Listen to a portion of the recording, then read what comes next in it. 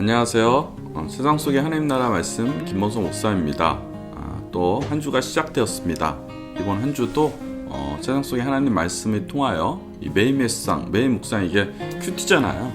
그러니까 보이는 큐티라고 생각하시고 매 하루 이 큐티를 통하여 하나님께 나아가는 이번 한 주 되기 주의 이름으로 축복합니다. 자, 오늘 또 말씀을 전하기로 하겠습니다. 예전에 우리 오래전에요. 어느 날 알파고라는 이 기계하고 우리나라 바둑 프로 선수하고 이 대결하는 사건이 하나 있었습니다. 컴퓨터하고 바둑 선수가 바둑하는 게 뭐가 그렇게 놀라워? 라고 생각할 수 있겠지만 이게 굉장히 이제 사람들이 난리가 난 건 이 컴퓨터인 알파고라는 이 컴퓨터 이게 인간의 바둑 선수에 이길 수 없다라는 그 전까지는 그 생각을 했었던 거예요. 근데 문제는 이 알파고가 이 프로 선수를 이겼습니다. 이 바둑을 이길 수 없다고 생각하는 건 바둑은 여러 가지 경우의 수가 있다고 합니다. 저 사람이 무엇을 둘까? 어떤 수를 쓸까라는 그거를 여러 가지 경우의 수를 두는데 그걸 알고리즘이라고 그래요. 이 컴퓨터는 이 알고리즘을 분석을 할 수 있는 게 한계가 있었다고 그래요. 그래서 절대 인간을 넘어설 수 없는 어떤 기준을 바둑으로 기준을 설정하고 있었다고 합니다. 그런데 이 알파고가 우리나라의 그 프로 선수를 바둑 선수를 이긴 거예요.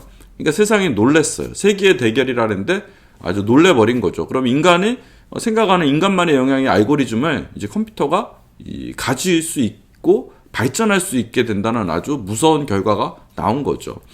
아마 터미네이터 5가 나와서 이제 지구가 멸망한다는 영화를 만든다면 그 시작을 알파고 이 알파고로서 시작을 해도 괜찮지 않을까라고 할 정도로 굉장히 큰 일이었습니다. 알파고를 가리켜 사람들은 이것을 AI 인공지능이라고 합니다. 이 인공지능은 세상의 모든 영역에 침투되어 있습니다. 실제로 우리가 SNS, 인스타를 통하든 페이스북을 통하든 유튜브를 통하든 우리가 막 여러 가지 찾아보는 것들이 있어요. 어떤 사람들은 옷을 이렇게 즐겨서 찾아보게 되면 인공지능이 알고리즘을 분석해가지고 이 사람한테 어떤 옷에 대한 정보를 무한대로 제공한다는 거예요. 그래서 우리가 어떤 젊은 애들은 이제 가끔 이제 야한 영화를 한참 많이 보는 친구들에게는 계속적으로 야한 영화를 계속 보여주고 있어요. 그래서 이 친구들은 이제 내가 은혜 받고 성령의 은혜를 받아서 내가 이제 야한 걸 안 볼게 라고 집에 딱 들어가서 야한 거 안 볼게 라고 컴퓨터에 딱 틀면 난 절대 거의 접속도 안 했는데 이 알고리즘이 컴퓨터의 그 SNS들이 계속 인스타를 통하여 그 야한 장면을 계속 보내주고 있는 거예요. 그래서 우리가 죄로부터 벗어나지 못하게 계속적으로 컴퓨터는 죄에 푹 들어갈 수 있게 정말 정보를 무한대로 제공해 줍니다. 무서운 세상에 우리가 살아가고 있는 겁니다. SNS를 창시한 이 사람들에게 이 어느 언론이 인터뷰를 했습니다. 그래서 그들에게 물어본 거예요. SNS의 가장 큰 무서운 것이 무엇이라고 생각합니까? 라고 물어봤더니 그들이 공통적으로 하나의 얘기를 합니다. 그것이 뭐냐면 바로 내전이라고 얘기를 해요. SNS 통해 내전이 그게 뭐가 위험하지? 라고 할 수 있는데 들어보면 정말 그런 것 같아요. 지난주에 우리나라에 큰 선거를 했습니다. 1번이 이제 이재명이었고 2번이 국민의당 누구죠? 윤석열이었습니다. 우리나라 국민 중에 대부분의 사람들은 민주당에 이재명을 찍던가 국민의당에 윤석열을 찍었을 겁니다. 그런데 이재명과 윤석열 지지자들은 상대방이 서로 악이라고 생각을 하고 그렇게 막 싸워요. 그래서 예전에는 그것이 심증만 있지 어떤 물증이 없었어요. 그냥 상대방이 그냥 싫은 거였어요. 그러다가 우연히 상대방이 어떤 잘못된 것을 우연히 SNS를 통해서 혹은 유튜브를 통해서 딱 보게 된 거예요. 상대방의 잘못을. 그러다 보니까 적이니까 상대방이 잘못된 것을 보니까 재밌잖아요. 또 하나 보고 이러면 AI가 이 사람의 마음을 안 거예요. 그래서 끊임없이 그 적인 상대방의 어떤 잘못된 것을 분석해서 계속적으로 SNS에 보내주기 시작하는 겁니다. 그러다 보면 그것을 보고 또 보고 이 정보가 막 넘쳐나잖아요. 그 정보는 서로가 악이라고 생각하는 정보들이에요. 어느 순간에는 이 정보 속에는 가짜도 많잖아요. 찌라시도 많고. 근데 그것이 계속적으로 몰려 들어다 보면 사람이 체면에 걸려요. 그래서 진짜로 민주당의 이재명은 악이다. 국민의당 윤석열은 악이다라고 악이라는 것이 정의가 돼버립니다. AI가 없던 시대에서는 정말 상대방이 악인데도 불구하고 물증이 없어요. 심증만 갖고 증거 불충분이기 때문에 그래도 그냥 이 정도까지는 심해지진 않았어요. 근데 AI가 있던 시대는 서로가 악한 증거들이 차고 넘치는 거예요. 엄청나게 넘치는 거예요. 실제로 민주당 지지자들이나 국민의당 지지자들 보면은 전부 다 뭐 SNS의 중독자들이에요. 유튜브의 중독자고요. 계속적으로 그걸 보면서 어떤 음모론에 폭 빠져서 살아갑니다. 그리고 음모론을 보면 정말 그럴듯해요. 보암직하고 먹음직해 보여요. 그래서 먹게 되는 거죠. 사람들은 점점 더 극단으로 몰아가게끔 하는 것이 AI가 그렇게 설계되어 움직이고 있는 세상이 지금의 세상입니다.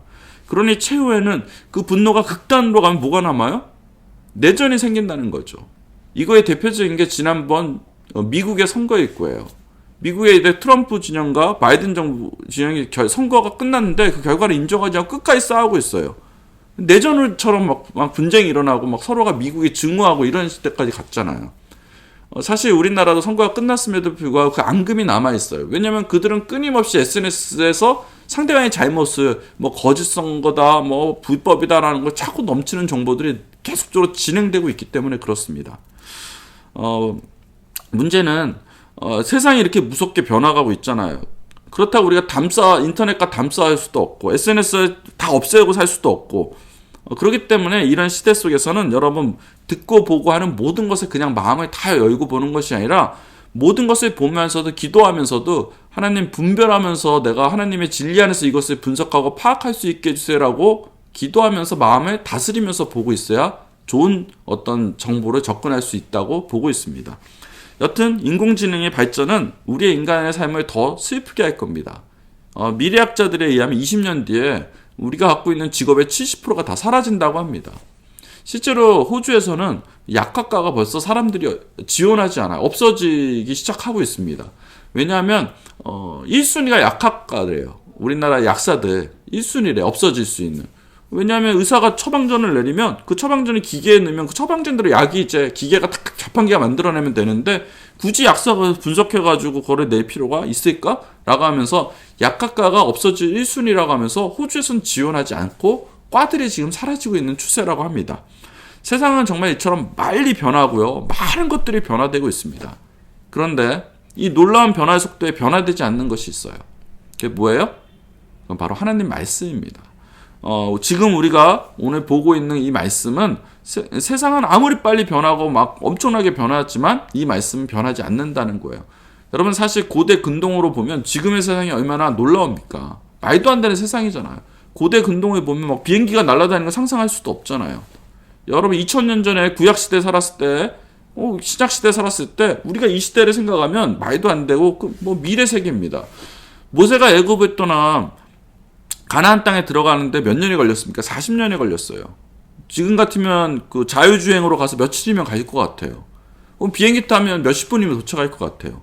여러분 바울이 이 선교 여행을 떠났는데 4차 선교 여행이 가장 오래된 선교 여행이었는데 그거의 거리로 따져보면 그게 중동에서 이탈리아 정도밖에 안 돼요. 그런데 바울은 평생 걸쳐서 그 일을 했거든요. 지금 생각하면 해와 달과 별을 왔다 갔다 하는 시대, 우주 시대가 됐는데 그때 생각하면 지금의 세대는 말도 안 됩니다. 엄청난 변화가 있어요. 그런데 말이에요. 이렇게 2000년 동안 세상이 이렇게 많이 변했는데도 불구하고 말씀은요. 안 변하는 거죠. 2000년 전에 이 고린도 교회, 로마의 교회, 이런 빌립보 교회 사람들이 듣고 보면서 울었던 그 말씀, 회개했던 그 말씀, 주님한테 돌아갔던 그 말씀이 지금 시대에도 세상은 변했지만 우리가 그 말씀을 보고 우리가 똑같이 회개하고 하나님께 돌아가고 하나님의 영광을 돌려나간다는 거예요. 전혀 변화되지 않습니다. 그들이 받은 편지를 통하여 우리도 지금도 은혜를 받고 앞으로 우리 다음 세대도 그것을 통하여 은혜를 받고 하나님께 나아갈 수 있다는 거예요. 오늘도 내일도 과거도 미래도 동일하게 변하지 않는 그 말씀. 여러분 이 말씀에 우리가 생명을 걸어야 됩니다. 오늘 한 주간 살아가는 데 있어서 이 말씀에 더 목숨을 걸고 열심히 말씀을 묵상하여 하나님의 나라를 조금 더 분별 있게 바라보는 그런 한 주가 될 수 있게 주의 이름으로 축복합니다. 사순절 기간인데 정말 매일매일 말씀을 보면서 하나님께 나아가는 시간 되길 바라겠습니다. 감사합니다.